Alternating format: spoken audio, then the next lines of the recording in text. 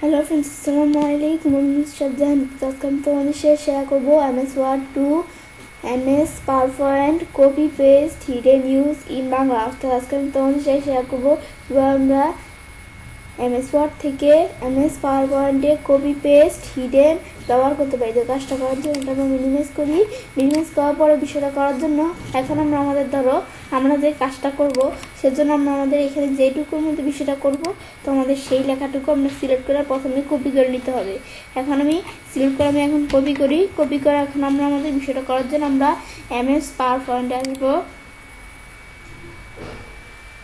ব্যাস, আসার পর আমরা এখানে একটা নিলাম। ব্যাস, এখন আমরা যখন এখানে আসলাম, এরকম আসলাম, এটা ক্লোজ করে দিব।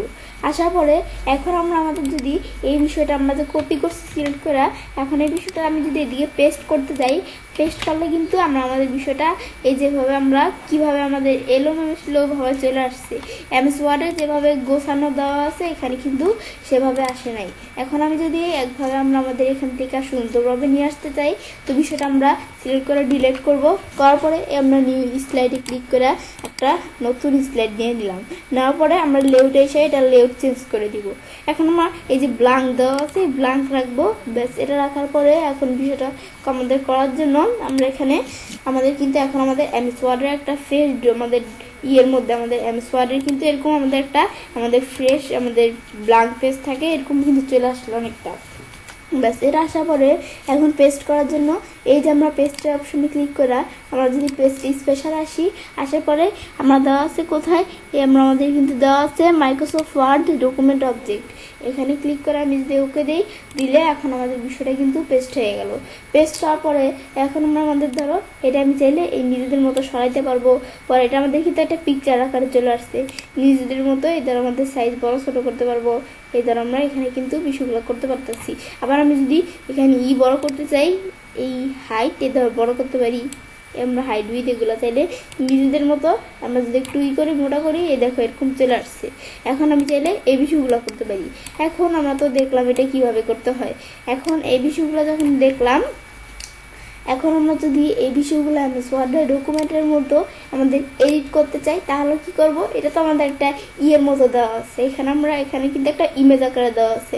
এখন এডিট করার জন্য আমি যদি এটার উপর আমাদের কার্সর রেখে আমি এখানে মাউসের লেফট বাটন আমি ডাবল ক্লিক করি।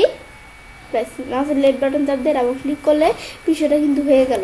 এখন আমি ধরো এটা একটু আমরা যদি বড় করতে চাই একটু বড় করতে পারি। ব্যাস, করার পরে এখন আমরা কি এডিট করব? আমি চাইলে ধরো এখানে এটা সিলেক্ট করে আমি ধরো এটা আমরা এখন কিন্তু আমরা আমাদের যখন এখানে ডাবল ক্লিক করলাম MS Word-এর কিন্তু এই টেপগুলো চলে আসলো।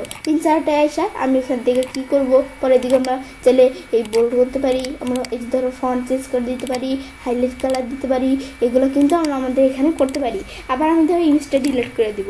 ডিলিট দিলে কিন্তু ইমেজটা ডিলিট হয়ে গেল। নতুন একটা ইমেজ আনবো, ইনসার্ট ইমেজ আসবো। আসার পরে আমরা আমাদের ইমেজ আছে, এখানে আমরা যদি ক্লিক করে আমরা ইনসার্ট দেই, তা আমার ধরো ইমেজটা ইনসার্ট হয়ে গেল। ইনসার্ট হওয়ার পরে এখন আমি দেখি ইমেজটা কোন জায়গায়। ইমেজটা কিন্তু এই যেরকম।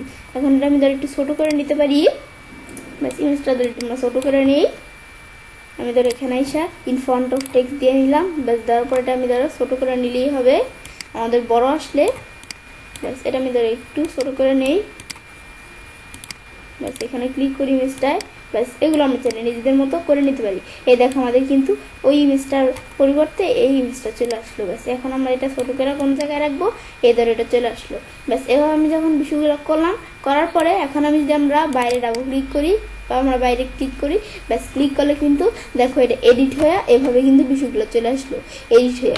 এখন আমরা ধরো এটা একটু এদিকে নিয়ে আসি বিষয়টা, এটা আমাদের একটু বেশি হয়ে গেছে।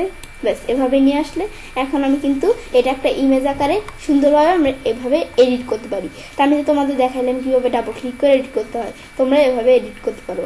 তো আমরা ইমেজ আকারে এই বিষয়টা আমরা এভাবে নিয়ে আসতে পারি। তো এই বিষয়টা দেখলাম, দেখার পরে তো এভাবে আমি চাইলে কাজটা করতে পারি।